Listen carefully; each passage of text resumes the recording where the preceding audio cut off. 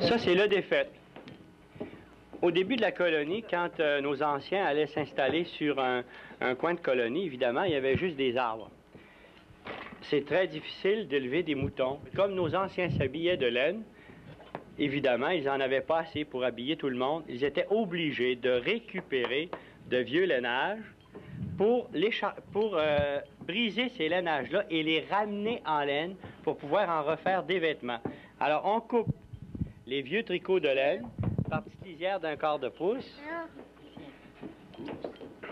Ensuite, on défait ces laines-là, laine par laine, une par une.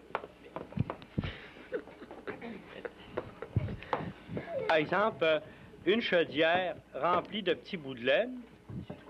On prend tous ces bouts de laine-là, puis on envoie ça dans une baratte.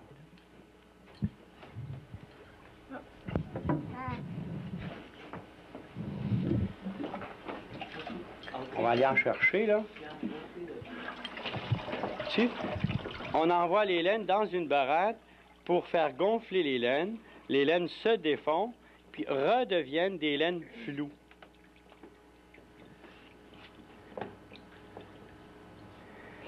Et ces laines-là, on les fait sécher après. Quand ils sont bien séchés, on les passe dans les cardes. On les file une deuxième fois. Ils sont retournés au rouet. Après ça, nos anciens tissaient la couverte de défaite pour éviter de prendre de la laine vierge. Est-ce que ça restait longtemps dans ça? Il faut travailler pendant 2 heures, 3 heures, 4 heures, on ne le sait pas. Si la laine, les vieux lainages sont très feutrés, évidemment qu'il faut baratter beaucoup plus longtemps. Si les lainages ne sont pas tellement feutrés, on peut travailler peut-être 1 heure et c'est assez. La laine se défait. On sait très bien que des bouts de laine dans de l'eau et du savon, parce qu'il faut mettre du savon pour faire gonfler les laines. Si on laisse tremper des laines très longtemps dans de l'eau et du savon, on sait très bien que les laines vont se refeutrer. Aussitôt qu'on se rend compte que la laine veut se refeutrer et reprendre tout ensemble, c'est signe que le barattage est terminé. À ce moment-là, on lave les laines dans des bains d'eau froide pour éliminer le savon. Ensuite, on fait sécher ces laines-là et on les cadre, on les file pour retisser la couverte de défaite. C'est quel genre de savon que tu utilises? On en prend du savon d'habitant, du savon du pays, parce que c'est des savons qui sont faits avec des matières grasses, qui sont faits avec de la résine et un peu de caustique. Le caustique est un pénétrant. Tu sais, ce sont des savons comme ça qu'on emploie.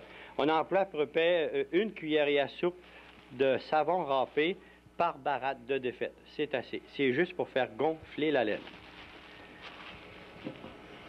Ensuite, on va vous montrer, par exemple, le produit fini.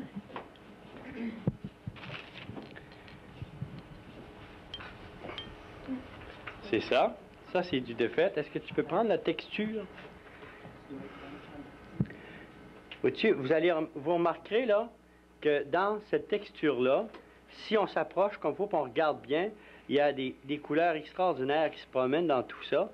Si on a défait de la laine verte, par exemple, qui était très feutrée, de la laine bleue qui était moins feutrée, évidemment, au cardage, celle qui était très feutrée se défait très, très difficilement.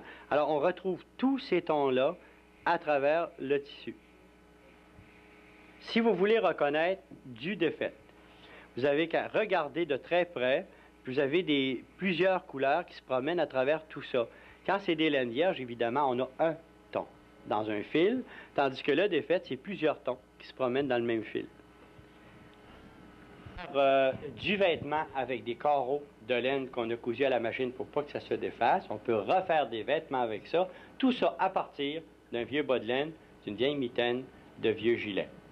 Alors, tous les vieux lainages qui ont un petit peu de synthétique, on s'en sert pour refaire du vêtement. Tous les vieux lainages qui n'ont pas de synthétique et c'est de la laine pure, on s'en sert pour le barattage, pour ramener en laine et refiler de nouveau pour du tissage. On ne peut pas tricoter du barattage. C'est des laines faibles. Il faut qu'ils soient tissés.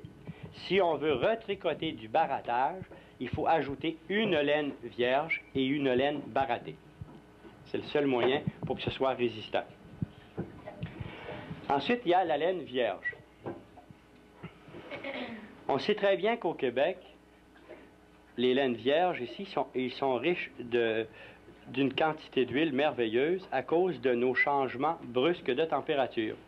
Alors, si on veut conserver ces huiles-là, pour que les laines restent résistantes, parce que plus il y a des huiles dedans, plus la laine est résistante, il faut tout faire les opérations à la main.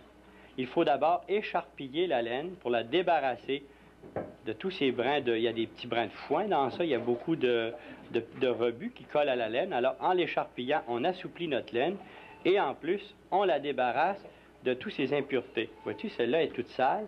Quand elle va être finie d'écharpiller, bien, on ne verra plus ces saletés-là parce qu'on va les avoir débarrassées en les manipulant. Ensuite, il faut les carder. Voudrais-tu m'apporter une paire de cardes, s'il vous plaît?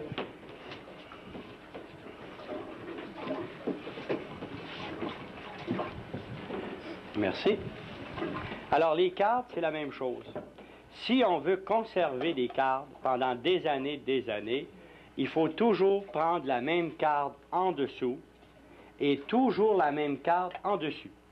C'est le seul moyen de conserver nos cartes pour ne pas qu'ils se brisent. Alors, vous remarquerez que celle-là ici, elle est toute sale en dessous. Ça veut dire que nos pantalons ne sont pas toujours propres. Alors, c'est toujours celle-là qui va là. Regarde, vous dites, celle-là, elle est toute propre. Et c'est la même série de cartes. C'est celle qui va toujours sur le dessus. Alors là, on brise ces laines-là à travers les cartes pour les assouplir davantage.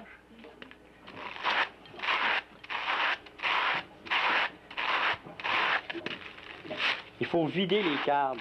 Quand la laine est prise dans le fond de la carte, elle ne se travaille plus. Alors, en frottant les cartes comme ça, les laines reviennent sur le dessus et on recommence. C'est le seul moyen, si on ne veut pas travailler pendant des heures, pour assouplir la laine. Elle est déjà prête à filer. Ça, c'est de la laine vierge. On peut prendre aussi de vieux lainage pour mêler à la laine vierge, pour ménager nos laines vierges, parce qu'au Québec, on n'en a plus beaucoup. Il faut les conserver, il faut essayer de les étirer le plus longtemps possible. Alors, on prend des vieux lainages.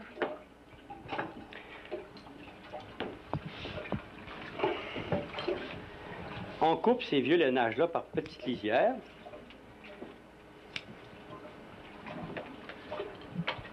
Toujours dans la carte du fond, la carte d'en dessous. Puis là, on coupe ça là-dedans. Ça, c'est encore un moyen de récupérer des laines pures. Il faut qu'elles soient pures, par exemple. On ne peut pas essayer de carder des laines qui a du nylon ou du synthétique. Ça ne se carde pas, ça ne se brise pas. Il faudrait travailler des heures et des heures. Alors, on brise ces vieux lainages-là.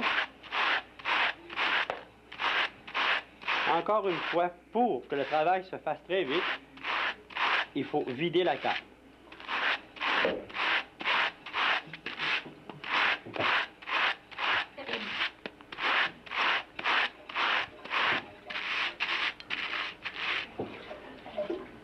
Alors, on ramène ces vieilles laines-là en laine floue. On ajoute, pour que ça se tienne, parce que ça ne se tient pas, c'est tout coupé par petits bouts, il n'y a rien à faire. Il faut ajouter à ça de la laine vierge. On remêle tous ensemble.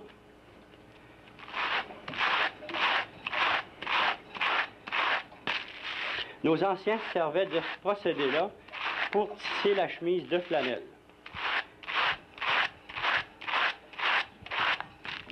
Imaginons-nous que c'est une laine assez faible, qui a été affaiblie à cause du vieux lainage, et quand elle sera tissée à travers des fils de chaîne en laine, elle va être très, très, très solide.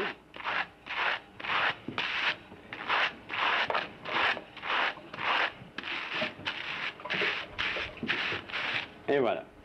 Tu vois, elle se tient. Elle est prête à filer. Alors, on a économisé 50% de laine vierge parce qu'on a récupéré 50% de vieux lainage. Et ça va nous donner un fil qui est quand même assez solide pour le tissage. On va voir la récupération des laines pour le tissage. On a parlé du défait. On a parlé de carder des vieux lainages pour faire du vêtement. Là, on va parler des laines vierges pour l'étoffe du pays. Dans nos laines du Québec, nos laines vierges, il y a une quantité d'huile extraordinaire. Il faut conserver ces huiles-là pour réussir à faire de l'étoffe qui est imperméable. Alors, il ne faut pas que la laine soit traitée dans des manufactures. Il faut absolument la traiter à la main. Alors, on écharpille d'abord la laine pour l'assouplissage. C'est pour ça qu'autrefois, les gens se réunissaient en groupe pour écharpiller la laine parce que ça demande des semaines, souvent des semaines de travail. Alors, on assouplit cette laine-là d'abord pour la débarrasser des rebuts qui sont collés après la laine. Ensuite, on prend cette laine-là, on l'assouplit encore davantage et on la passe dans les câbles.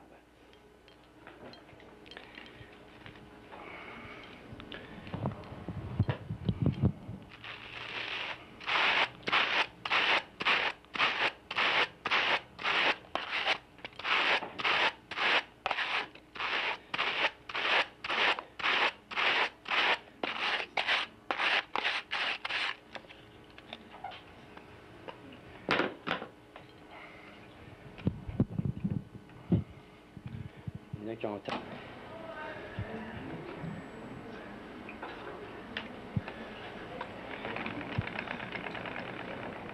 Peux-tu expliquer qu'est-ce que tu as fait au début? Là, on fait prendre les laines pour réussir à faire un fil. Si, par exemple, les laines cassent, il faut faire des reprises. Pour que les reprises soient solides, il faut absolument que la laine soit bien prise, là, qu'on laisse 2 à 3 ou 4 pouces de long pour bien prendre les reprises. Parce que quand on va enlever la laine sur le rouet, si on tire dessus, puis si les reprises ne sont pas bonnes, ça reste très, très faible.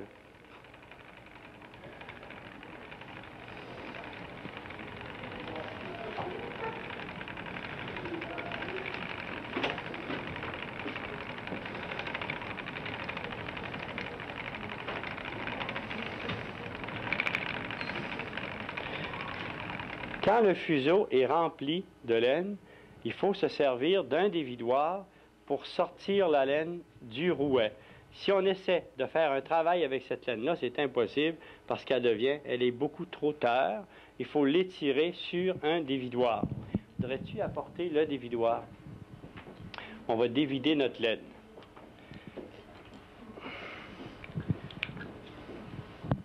Alors, pour dévider la laine, il faut changer les cordes de place parce que le rouet, cette partie-là avance tout seul et l'autre partie est indépendante de celle-là. Alors, il faut changer les cordes de place pour dévider la laine sur le dévidoir. Là, on va placer ça ici.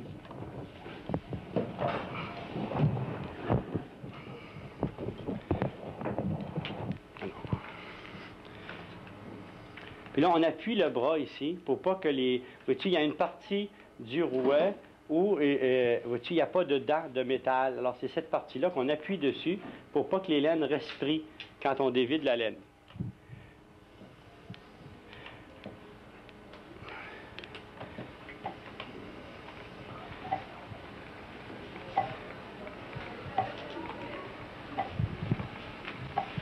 Alors, il faut tirer dessus, là, qu'elle soit bien tendue.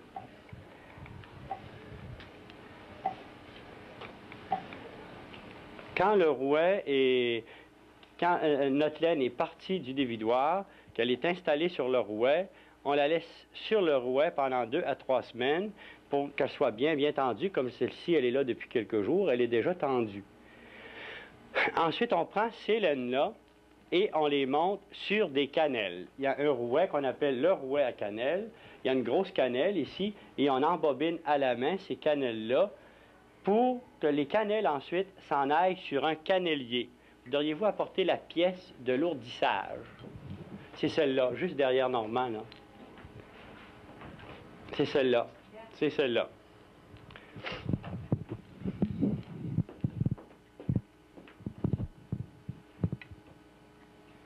Est-ce que tu vois bien, Normand, ici?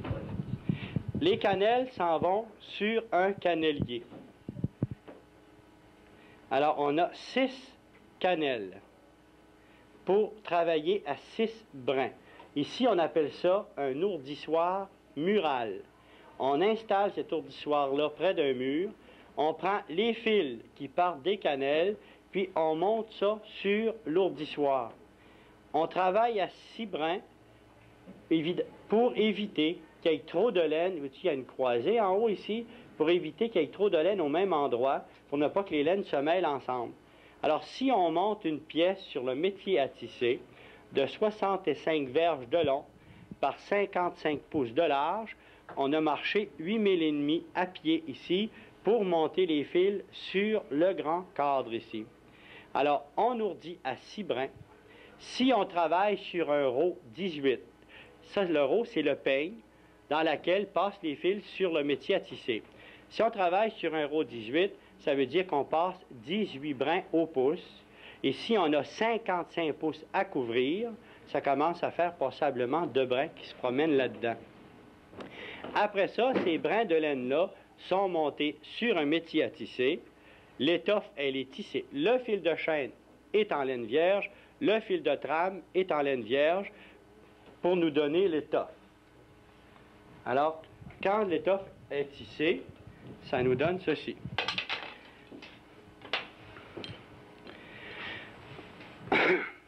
J'ai parlé tout à l'heure qu'on avait 15 % d'huile naturelle dans les laines vierges et qu'il faut les conserver. Alors, on prend ces étoffes-là, on fait bouillir un immense bain d'eau bouillante dans laquelle on a ajouté de la teinture végétale.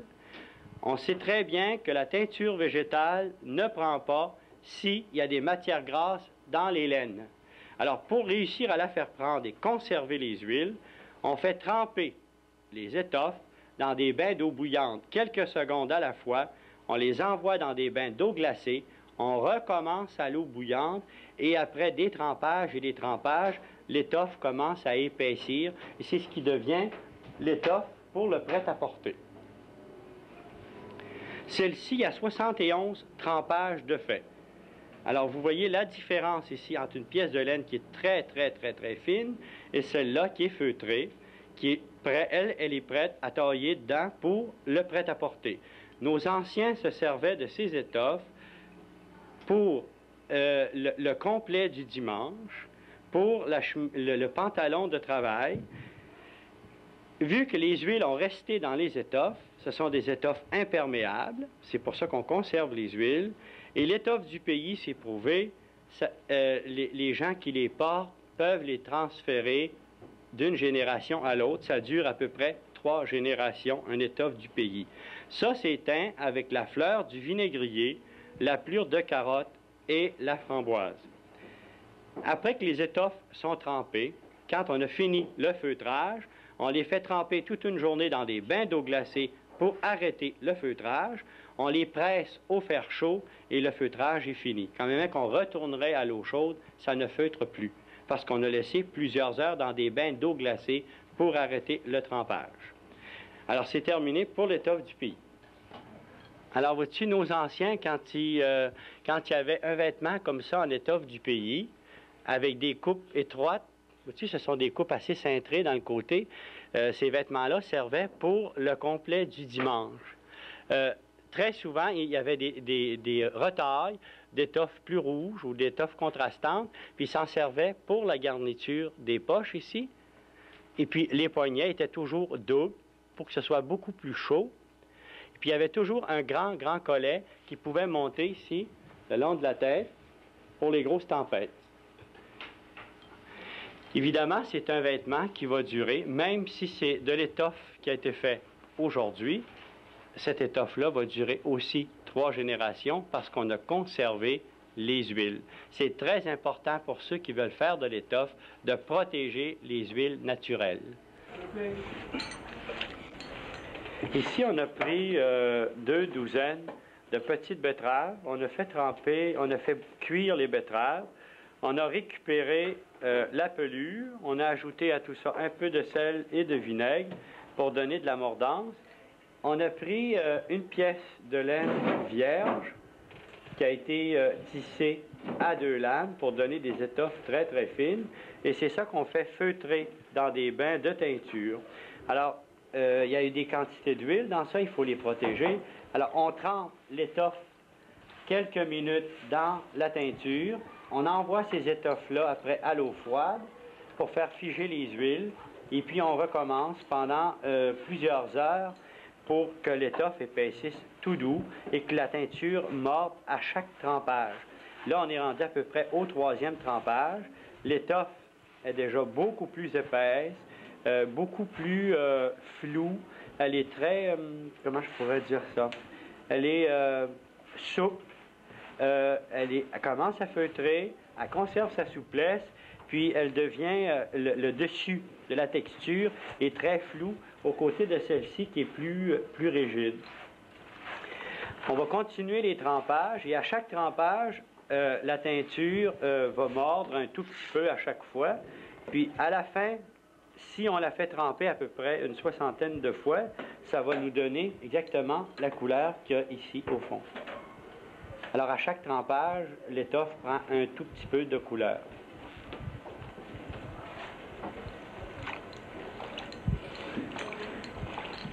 Ensuite, on envoie dans des bains d'eau froide et on recommence jusqu'à temps qu'on a l'épaisseur voulue et que la couleur est à notre goût. Le lin, c'est une plante de culture, c'est une plante annuelle. Alors, à chaque printemps, il faut recommencer. Et autour de la tige, c'est le fibre. C'est ça qu'il faut aller chercher. Évidemment, on ne va pas chercher ça avec nos mains. On travaille sur des instruments de bois qu'on appelle la brayeuse et les cochoirs. Ça, c'est la quantité de lin que nous donne à peu près chaque branche. Alors, à partir de ça, puis de rendre le lin prêt à filer, il y a à peu près 11 opérations à faire. Et toutes ces opérations-là sont manuelles. Il faut travailler ça à la main sur des petits instruments de bois. Alors, vous pouvez vous imaginer qu'en regardant une couette comme ça de lin, la quantité de travail qu'il y a avant d'arriver à tout ça.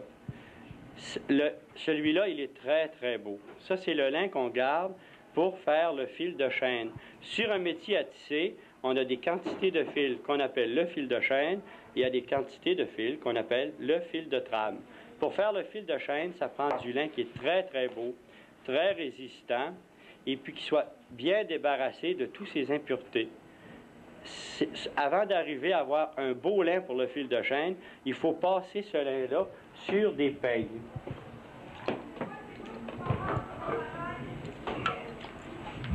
Alors, je vais vous montrer.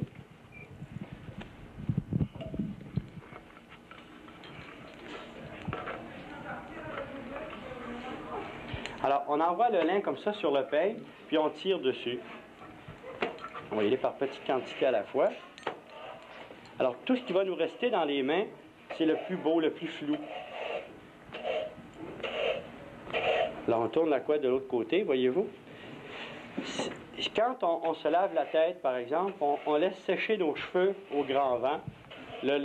Nos cheveux deviennent beaucoup plus flous, beaucoup plus souples. Alors, le peigne sert à ça. Voyez-vous, tantôt, la couette de lin était très rigide. Elle commence déjà à s'assouplir.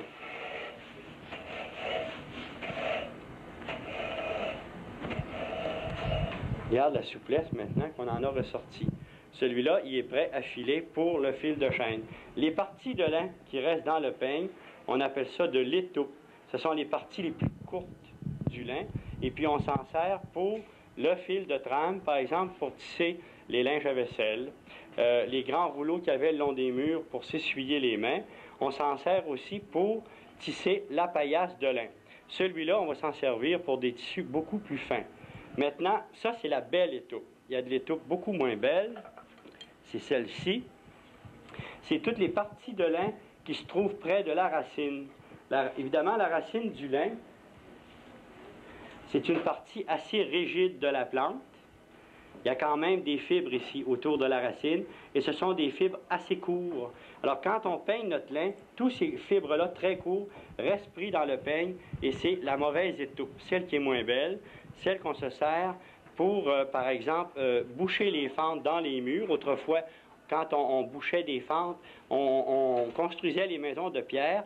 Juste où commence le toit et finit le mur de pierre, il y a des espaces souvent où passait l'air. Alors les gens se servaient de l'étoupe la plus mauvaise pour galfeutrer ces parties-là. Maintenant, on va filer de l'étoupe.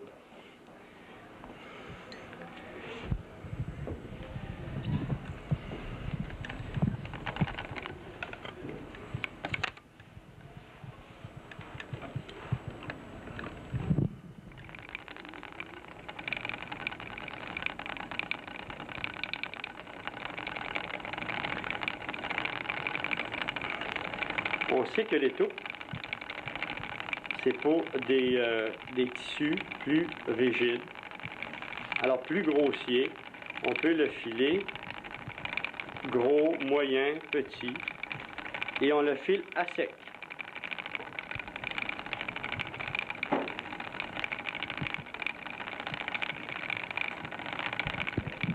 Pour des vêtements, par exemple, ou des pièces de lin très, très, très fines, il faut se servir du lin qui est plus beau, plus doux, plus souple.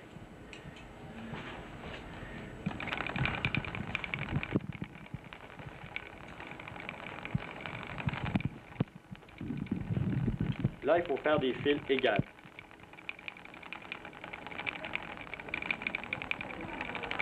Alors, si on veut que le lin soit glacé et très résistant pour le fil de chêne, il faut travailler les mains toujours mouillées.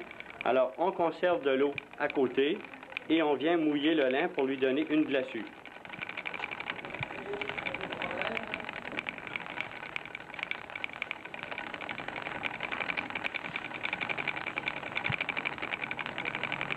Et si on veut faire de la teinture au doigt, on prend un morceau, on prend un peu d'eau, on place ça dans des récipients de tôle, on ajoute dans ces récipients un peu de sel, un peu de vinaigre, et puis on laisse rouiller l'eau pendant 6 à 7 semaines, et c'est de l'eau rouillée qu'on vient appliquer sur le lin pour lui donner des teintures. Parce que si on veut teindre le lin avec des produits naturels, il faut d'abord le faire bouillir dans des eaux très fortes pour qu'il devienne blanc. Quand le lin est complètement blanc, là, on peut le teindre avec des produits naturels. Si on veut lui donner des teintures au filage, il faut absolument se servir du rouille. C'est le seul moyen de teindre le lin sans le blanchir. Alors, nos anciens filaient aussi le lin de la machine à coudre. Pour filer le lin de la machine à coudre, il faut filer très, très, très fin et toujours très mouillé.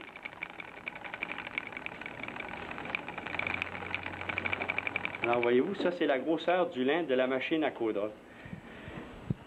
Pour remplir un fuseau de lin de cette grosseur-là, ça nous demande entre 12 et 15 heures de travail. Pourquoi nos anciens filaient le lin de la machine à coudre? C'est que quand nos anciens taillaient un pantalon d'étoffe du pays, ils le taillaient pour 3 générations à venir, et c'est pas le petit fil de coton qui aurait pu endurer toutes ces années dans la couture. Alors les coutures étaient toujours défaites. Pour empêcher que les coutures se brisent et endurer tous les années, il fallait absolument se servir du fil de lin, parce que le fil de lin est très résistant et puis ça ne pourrit pas. Quand on voyait nos grands-mères filer le lin de la machine à coudre, on les traitait d'imbéciles, parce qu'un fuseau de fil pour la machine à coudre coûtait autrefois 3 cents, et puis eux autres, ils préféraient passer entre 12 et 15 heures à remplir un fuseau, tandis que 3 cents, ça aurait été beaucoup plus facile. C'est qu'ils avaient compris que la fil de coton qu'ils achetaient pour la couture n'aurait jamais résisté les années d'un vêtement. C'est pour ça qu'ils le faisaient. Alors, c'est terminé pour le fil de lin de la machine à coudre.